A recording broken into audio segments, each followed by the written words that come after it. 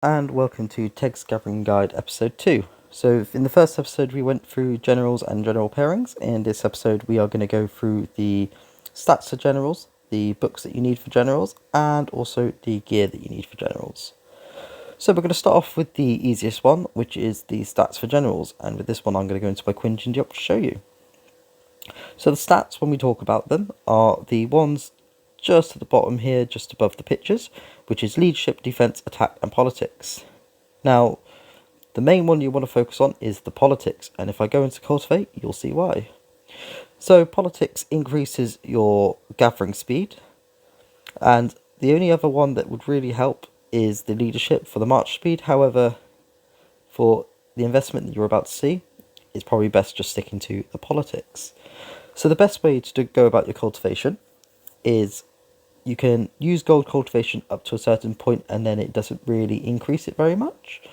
The other version is to go through the gem cultivation. The best way to do that is to go to quick cultivate, select politics increase, unselect total increase, and then you go for the cultivate times 100.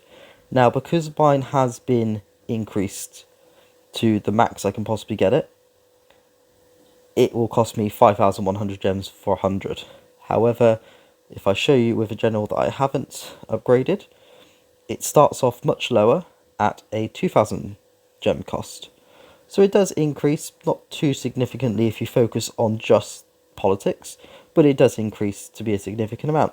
And there is a trick to this as well, which is as you get to about the 490s, as you're coming up to that, do the cultivate 10 times until you hit about 494, 495.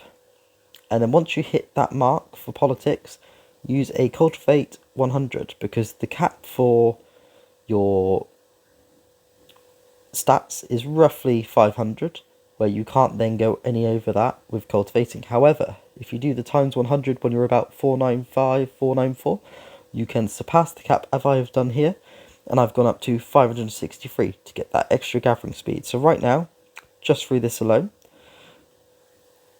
my gathering speed is an extra 190.80%, which is a significant increase. And if we compared that to such as someone who hasn't been cultivated,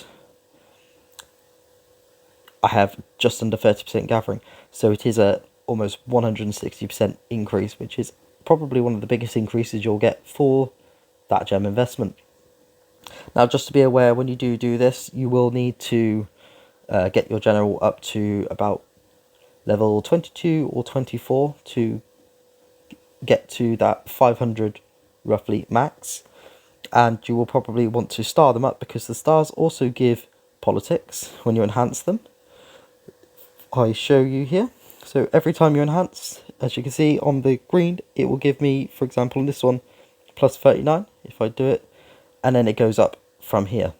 So that's another way of getting hundreds of politics for relatively low investment and significant increase in gathering. So if we go back to that, it's now jumped up to 33.20. So about just around a 4% increase for 39 politics. So that is the stats out the way. I would suggest doing that for all your main generals. The secondary generals, the stats do not affect your overall gathering, unfortunately. So just do it for your main generals. Obviously, as I went through in the previous episode, constants if you haven't got your Jindyoks, and then Jindyoks are the best ones to go for. So next we're going to look at books. And for the books, there are several different types that we can go for. So they're under development, and the best ones are your Food Gatherer at level 4, Lumber Gatherer level 4, Stone Gatherer level 4, and Ore Gatherer level 4, which will give a 45% increase in gathering speed. Now, there are other ones as well, which I will go and show you now, that you can get from, I believe it's when you're going onto a new server, the week 2 event, you have an option of getting 3 books for each resource, which if I can just find a general that has them. Sorry. Where are they? Where are they on my Jindyoks? Oh, this is bad. Oh, I don't know where they're gone.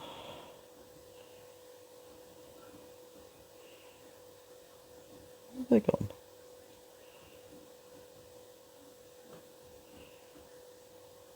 Ah, here we go. Sorry. Alright, so you get exploration books. One for each. Well, you get 3 for each resource tile. So for many old players, you may have accidentally got rid of them or changed them by mistake, which unfortunately you cannot get these again. So they are great to keep. I don't have all of them. There are some that I got rid of by mistake, and it is a bummer, but it's the world we live in. If you're a new player, do not use these until you have your setup complete. There's no point, if you're playing this game long term, to waste that extra 20%. There is only one combination which it will not work on, which is your food exploitation, because it will not work with the Yoshihiro's skill. But with these books, I would suggest, if you're going to go for a strategy of you're going to have a different secondary assistant for each tile, put that exploitation on that general. And then with your gathering books, so these ones here, put 3 of these. I would put lumber, stone and ore on your Jindiok, so that you have 0, because every time you put one on, there is a chance of it takes one off when you go to put one on. So if you use the ones that you can get permanently on your Jindiok, you cycle through by putting a level 1 one on, and then once you have your 4 level 1, well, your 3 level 1 gatherers for stone, ore and lumber, you can then upgrade them to level 4 without them taking any off. However, if you did it all on level 4s, you risk losing level 4 ones, which you're unlikely to have too many of them unless you're a very experienced player. And then with your assistant, you will put your exploitation one on, so that there is no chance that you lose it. This is a mistake I've made in the past, and hopefully this saves you from making the same mistake if you still have them. As I said, the only one that doesn't have it is Yoshihiro, who cannot use the exploitation.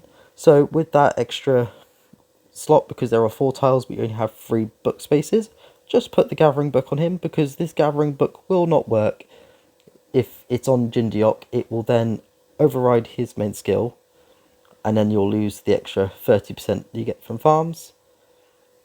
So this one must be on him for him to work properly as an assistant, which makes it beneficial to then put the other 3 books on your Jindiok. So, moving on to your gear. The main gear you're going to be looking at getting is the champion gear. This is very low investment, and the set buffs give you 10% gathering speed when you have 2 of them, and then 10% extra resources from gathering when you have 4 of them, which is significant. And each one of them, if we have a look here at the refines, can give you up to 10% gathering speed. So you can get up to a maximum of 40% extra from each of the helmet, the leg armor, and the weapon is also one with resource gathering speed. But unfortunately, the champion's armor, the champion's boot, and the ring that you would have only do troop load. They do not do gathering speed, so only half the equipment will have gathering speed. So, and it can go up to 40%. So then we're looking at the weapon. Weapon-wise, the best low investment weapon would be King's Gear.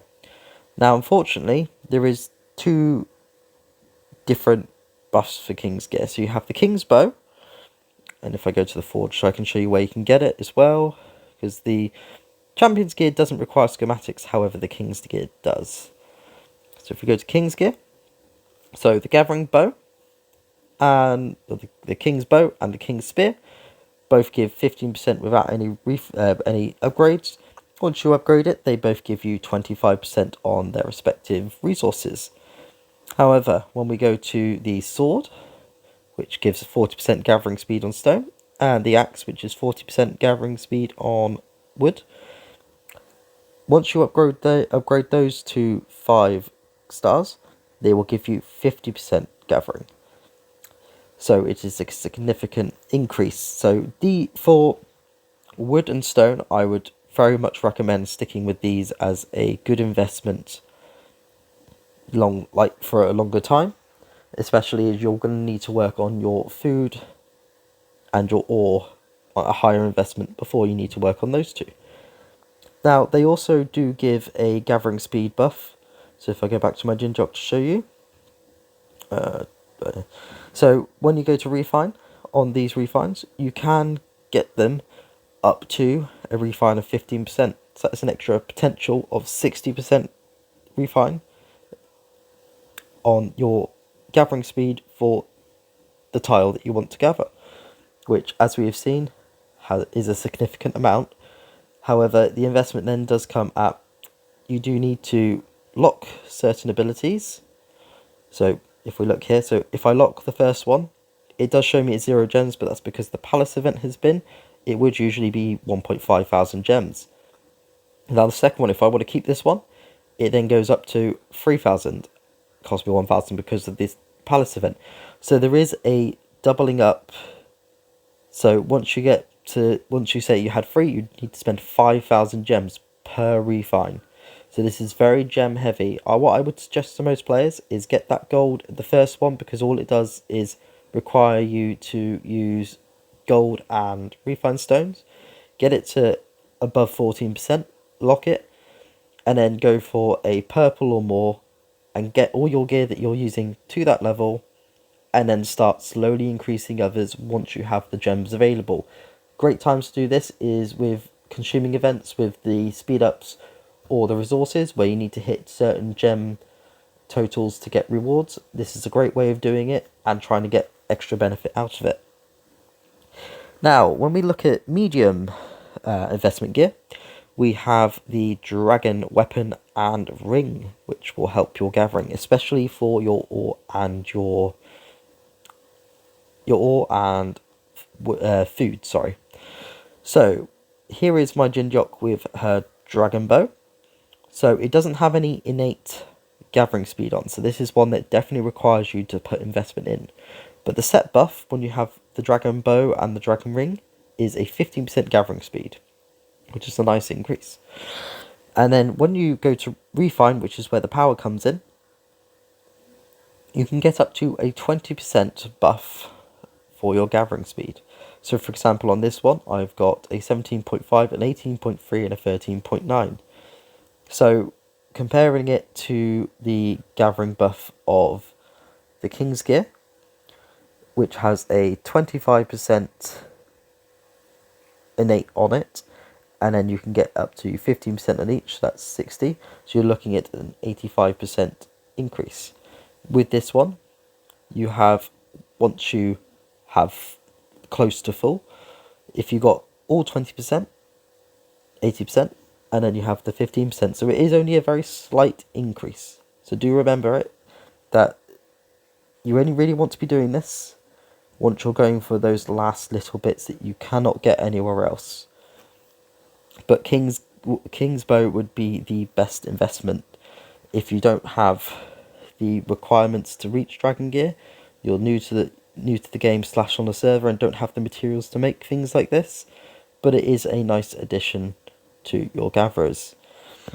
And then the highest investment, which I haven't even used, would be using Archimedes gear. And this is one that can double up as you need Archimedes gear for your subordinate generals. So if I go to my subordinate generals, I can show you that with an Archimedes gear, if you went to refine it, or gathering speed, you can get up to 25%.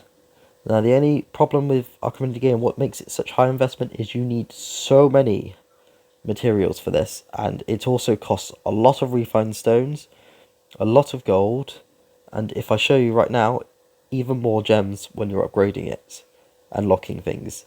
So this would be your sort of in-game scenario, especially for your weapon, because you want to keep the champion's gear.